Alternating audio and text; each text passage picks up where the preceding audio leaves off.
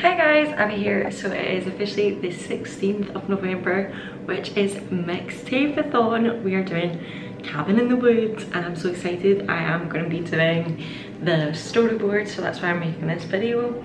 So prompt 1, Lost in the Forest song, Out of the Woods by Taylor Swift. So I'm going to have to listen to that while I read my book. I love it. I don't have to, but that's what I'm doing. So here we go. You find yourself in the middle of a thick forest. The trees form a dark canopy overhead and the ground under your feet smells of damp earth and moss. You feel like you've been walking for hours with no sense of direction when suddenly you come to a fork in the path you've been following. You can either follow the fork to the left, it fades out into inky darkness. You can hear the faint sound of footsteps and something rustling in the leaves just ahead.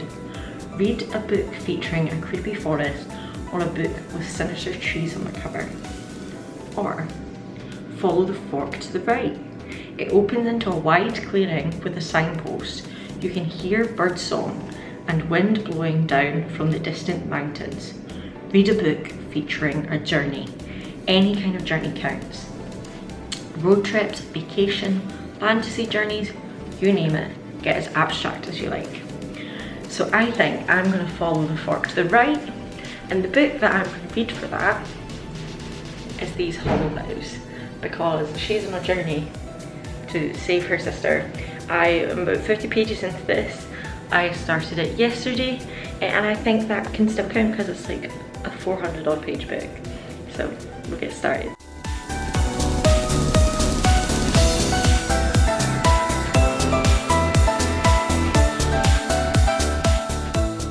So I am not finished These Hollow Vows yet. However, I'm staying at Luke's this weekend, so I can't take all my books with me. So we're going to read the next prompt and pick the next book, so that if I finish, keep saying if, because every time I think I'm going to finish a book, I don't. So hopefully I get this book finished. I've got today, Saturday, Sunday, Monday. So here we go. Prompt 2, Cabin in the Woods, song, Home by Machine Gun Kelly, Ambassadors and BB Rexa. Just as you start to lose hope that you'll ever find a place to sleep, you trip over the stump of an old rotten fence post and look up and see a cabin obscured by bushes and brambles. It looks empty, the window shutters slowly creaking in the breeze and the door standing very slightly ajar. Your options are pretty slim, so you walk up the steps and slowly creep inside. The cabin has been abandoned by its last owner because it is very clearly haunted as all hell. There's at least one ghost, you're sure you saw something with teeth staring in the window, and there's a weird invasive plant growing out of the chimney. You've got your work cut out for you. Read a book featuring a creature. Go wild, no pun intended, with this prompt. Maybe you like a creepy creature horror.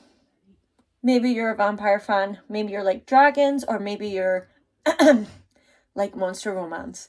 If it's a creature, it fits the prompt. Or, been left by its last owner for the next person to enjoy as they head off for a new adventure. It needs good sweep, but they've left a well-stocked larder, thick rugs on the floor and instructions for where to find the local village. The house feels like it's welcoming you home at last. Read a book featuring a house, building, or place that feels like a character's in its own right. Let me have a look. So we're going to go for option number 1, which is Cemetery Boys by Eden Thomas. There is a ghost in this. That is my creature, because it mentions a ghost in the house. So I'm finally going to get to this and I'm very excited. I have lost my footage for my review of These Hollow Vows. So here's just a quick recap. I absolutely enjoyed it. Someone told me it was like a Cinderella retelling, which I can kind of see, but then there's also points where I can't see. I really loved it. However, the end, if you've read this, oh my goodness, what is that ending? Like, I need the next book ASAP Rocky, because I need to know what happens. I need to know what's going on. The drama. That's all. Thanks.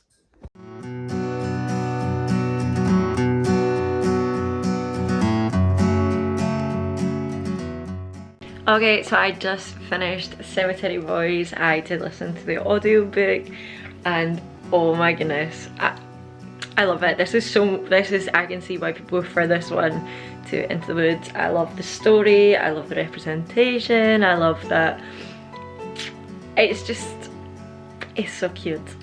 And the twist, I didn't know what was going on. I had no Scooby-Doo. So that was very good. So I guess this moves us on. So we're actually in December now, so the readathon's technically over, but I'm going to continue because of this video. Prompt 3. Inclement weather. Song. Have You Ever Seen the Rain by Boney M. You're foraging in the woods, miles from the cabin where the good mushrooms grow, when the clouds begin to rumble overhead as a storm rolls in. Hard drops of rain landing heavily on your hood, the wind whips your cloak around you, and the leaves gust in flurries at your feet. This is your favourite kind of weather. You pull down your hood to feel the rain stomp in every puddle and your muddy boots, and snack on the last of the berries you've collected as you wander home. Read a book with the perfect atmosphere for you. You can interpret the prompt lots of ways. Maybe atmosphere for you means something creepy and ominous. Maybe it means like cozy mystery. Maybe it means you like all vibes and low stakes. Whatever the perfect atmosphere is for you, that's the book for you. The worst weather ever. You hate rainy season. You race out of the tree line and take shelter in a cave, making a fire and unwrapping blanket strapped to your back. You're going to hole up here and read your book until it's good and dry. Read a rainy day book you've been saving for a rainy day, or you've been putting off and avoiding for just the right time. You're stuck in a cave, now is the right time. I might read one of my Christmas books because that is the perfect atmosphere for the start of the new month, which would fit in nicely with this change from autumn to winter. So let me go get one.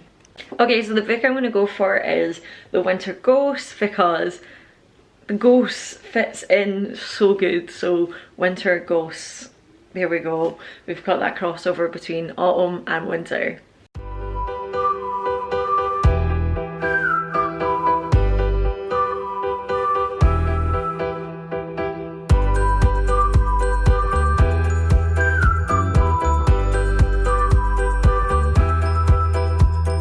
Okay, so I finished prompt number 3, which was The Winter Ghost.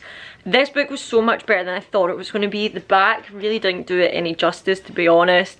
I mean, it gave it enough that I wanted to read it, but it's so good. It's not what I expected at all, and I really love the ending. I love how it just goes through the story and we really get a good glimpse as to what has taken place. So obviously our main character is grieving for his brother, and his car spins off the road in a snowstorm, and kind of from there we learn about the town before, like 700 years ago, and he learns about the stories and he uncovers a mystery and helps get, I don't know what the right word is. Look, what's the word I'm looking for? So like, say a cold case. When they solve a cold case, it gives the, I don't know. Do you know what I'm trying to say? Well, it gives closure. It gives closure. It gives closure for what happened back then. So yeah, let's move on to the next prompt. So let's get the next prompt up. Prompt 4, Winter Fuel. Song Colder Quicker by Real Friends. You've been in the cabin for a month and your home improvements are starting to pay off. It almost feels... Hi Harvey. It almost feels homely in there. Give or take a few odd creaks under the floorboards during the night. But when you throw open the front door this morning, you discover that there's a sudden sharp frost on the ground, and as the day plods on, you can feel the chill creeping its fingers around the cracks in the window shutters. Your first winter in the cabin is rushing closer, and your stack of firewood is dwindling fast. Do you arm yourself with an axe and head out into the wilderness? There's a copse of trees deep in the forest that you're sure will still be dry. After all, last time you walked through it, there really seemed to be a lot of twigs and leaves cracking behind you as you wandered home. Definitely dry. You know what, now you think about it, did seem to be a lot of strange slash marks on some of those trees, so maybe someone else was looking for firewood. Huh, is that a leg over there? Read a slasher or horror. Bonus points if it's set in winter. Or, Throw on your cloak and head into town. There's a lovely villager with a magnificent ginger beard and very serious looking arms who can absolutely cut down your firewood for you. And then you can hire a nice cart to take you, your firewood and all of your winter decor back to the cabin. Why would you chop when you can hire someone to chop and do your seasonal shopping at the same time? Read a book that makes you feel warm inside. Maybe that's a romance about someone with some serious arms, or maybe it's a book that you think will make you feel cozy. Maybe it's even time to break out those books with snow on the cover. So I know I've got some books with snow on the cover, so I think I'm gonna go pick one of them. So I think that's the option we're gonna go with, and I'll come back to you when I have it. Okay, so we have picked up The Wolf Princess. Definitely has snow on the cover. On a school trip to Russia, Sophie and her two friends find themselves abandoned on a train. They are rescued by glamorous Princess Anna Volkonskaya, who takes them to her winter palace and mesmerises them with stories of lost diamonds and tragic past. But as night falls and wolves prowl, Sophie discovers more than dreams in the crumbling palace of secrets. So, let's read this for the next prompt. Okay, so there isn't really any footage of me reading this because I absolutely inhaled this book. I really like the characters, I really like the concept, I really like the story, and I like how well it was executed. It is just a short one, so I'm not going to say much because if I start telling you about things, it's going to ruin things. I know as a kid I would have absolutely adored this book. I kind of knew what was going to happen, but that's just because I'm an adult and I'm like, obviously that's the way it's going to go. Whereas I think if I'd read this as a kid, I'd have been mesmerised, and I'd have been like, oh, let's make a movie adaptation and I'll play Sophie and it'll be so great and magical and whimsical, and I love it. And I love that they used a lot of Russian words as well, because it really took you into the story and made it believable that they were actually in Russia, and it wasn't just like, there's a bit on the train where the train guy obviously doesn't speak English and they don't speak Russian, and he is asking for the ticket. Wait, let me get the wee, because it's easy, quite easy to say. Right, let me see. Billet, billet, is that how we pronounce it? It's spelled B-E-E-L-Y-E-T. Okay, billet. That's how I pronounce it, but correct me if I'm wrong, please. Please in the comments tell me how it's pronounced. And I will say niet, niet. I love that one. So this was much more enjoyable than I thought it was going to be. And I kind of wish I'd read it last Christmas, but yeah, it got me in the mood. Let's move on to the next prompt. Okay, so prompt number 5, The Dark Nights, song Bad Moon Arising by Creedence Clearwater Revival. I love that song. Now that you're bedded in for the winter, there are a lot of long dark nights ahead of you, with the door firmly bolted and the shutters closed fast against the howling wind. There are only so many trims you can paint, and you don't want to go through your book stash too quickly because there's absolutely no trekking back to the village before the snow clears. The evening's entertainment is looking a little bit slim. Time to try something new. Do you? Finally take up knitting. You've bought upwards of 15 skeins of yarn from a very nice group of weavers in the village, and you've attended no less than, well, one session with Mistress Maggie in her little cabin by the lake, where she teaches people to make nets for fishing, blankets for the winter, and some very snazzy socks. You've totally got this. Read a book with a tangled plot. Maybe this book has con artists planning a heist, maybe there's a betrayal, maybe there are more friendship twists than Gossip Girl. As long as your plot has a but then moment in it, it's perfect for this prompt. Or, finally, break out that book of spells you found buried in the old trunk at the end of the bed. Some of the spells look a little bit generic. Who needs fire starting spells when you've got matches? But there are one or two in here with true potential. Something about summoning a creature, some wishes, and oh look, a banishing spell. Everyone loves a good banishing. Read a book featuring dark magic or magic used for dubious purposes. Curses, dodgy love spells, accidental summonings, magic that could bring down empires. All dark magic is welcome. Be it big or small, as long as it's kind of twisted. Let me go see my stash. Okay, you guys, we're knitting for the night because A Forbidden Love for Fire, Making of Mackenzie, I'm finally getting to this book. The author, Margaret A. Dyer, sent me the first book and then sent me the second book in a PR, and oh my goodness, I love this world, I love these characters, and I can't wait to read about them again. So the reason this fits the prompt, it says, secrets are clawed out. This family is trapped between warring factions and history and nations. Can this family survive it? And to me, that sounds like a but then sort of moment in this book. So I'm so excited. I know it's not like a Christmassy book, but girl, we've read 2 already. No, we've read 3. I've read 3 Christmas books already, so I'm so excited.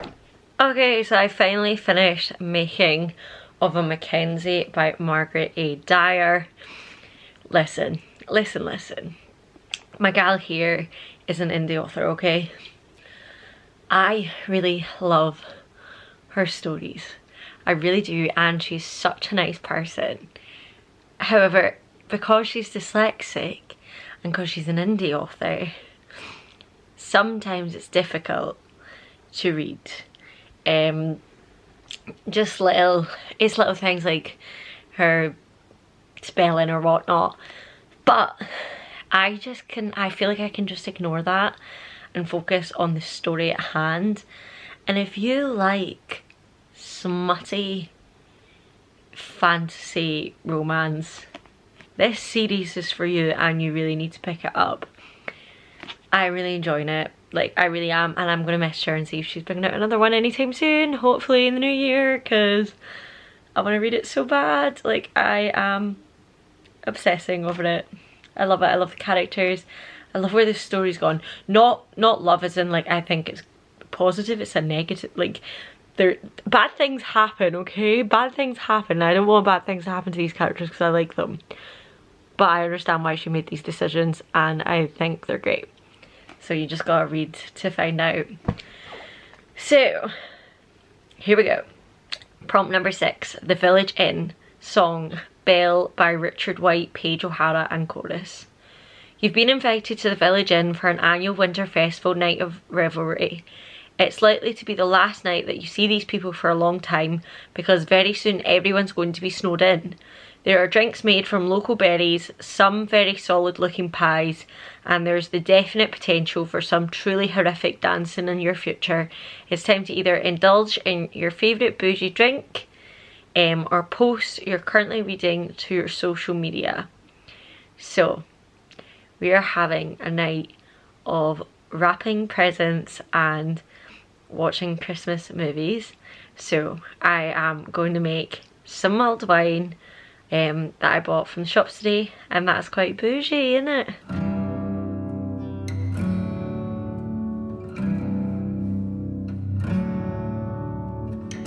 Prompt number 7, Cobwebs.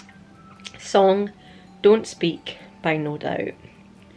No one told you about the amount of cobwebs that come with owning a cabin in the woods. Weeds you can deal with. Questionable plumbing can be improved by always having a bucket of water on hand. You really learned which is the right end of the hammer. Mostly your thumbs might disagree. But nobody told you that your little eco-friendly paradise would be growing a forest of atmospheric webbing above your head every other day. It's time to do something that blows away the cobwebs. Maybe singing at the top of your lungs to loud music is your thing. Maybe it's time to get out in nature. Maybe it's just time to reorganise your bookshelves. Either way, blow those cobwebs away. Or find a book to put on your TBR that's connected to one you've read this year. It's a web of affinities. Can you find a sequel or companion book? An author you love writing under another pen name? A new trope that started your collection? Similar books? Read it this month for bonus points or add it to your December TBR. So obviously we're not going to be doing that because we're in December. However, However, off the top of my head, I can think of a few connected books to ones I've read this year. So the first one being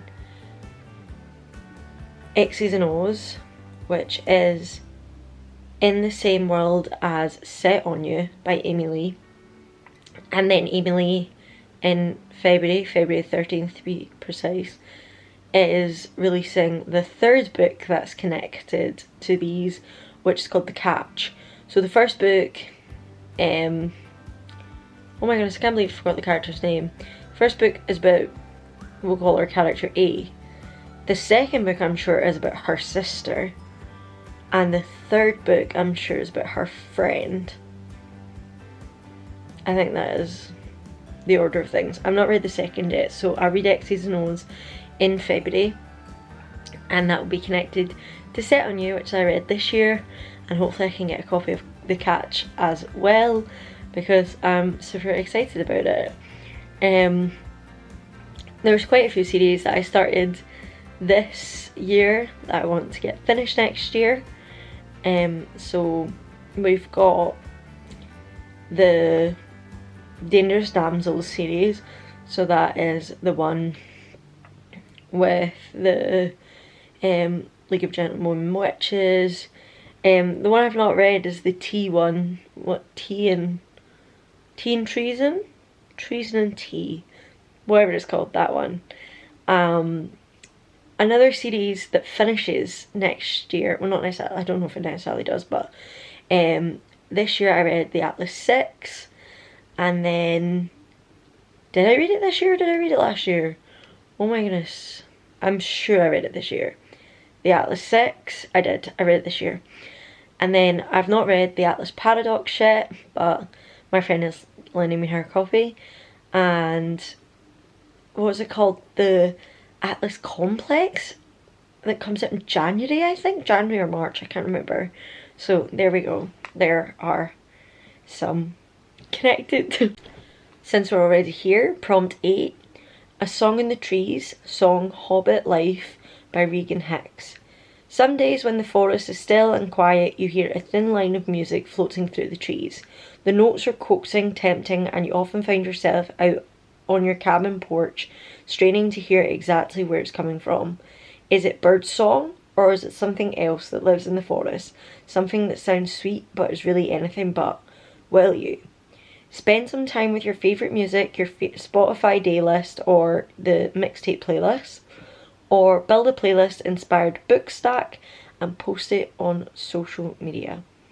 So I think that tomorrow, when I am on my way to Luke's for his mum's birthday, I will play one of my favourite playlists. It's called Barry, and it's a bunch of Barry music, and I'll listen to it full blast and sing along at the top of my lungs.